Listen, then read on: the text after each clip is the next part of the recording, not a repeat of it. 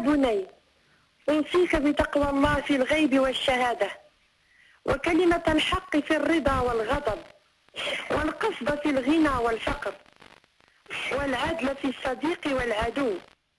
والرضا عن الله عز وجل في الشدة والرخاء. يا بني، كل نعيم دون الجنة محقور، وكل بلاء دون النار عافية، ومن أبصر عيب نفسه شغل عن غيره، ومن رضي بما قسم الله له لم يحزن على ما فاته، ومن سل سيف البغي قتل به، ومن حفر بئر لأخيه وقع فيها، ومن هتك حجاب غيره انكشفت عورات بيته، ومن أعجب برأيه ضل، ومن كابد الأمور عطب، ومن نسي خطيئته استعظم خطيئة غيره، ومن اقتحم البحر غرق،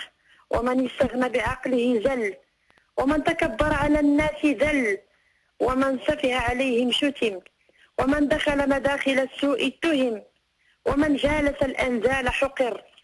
ومن جالس العلماء وقر، ومن مزح استخف به، ومن اعتزل سلم،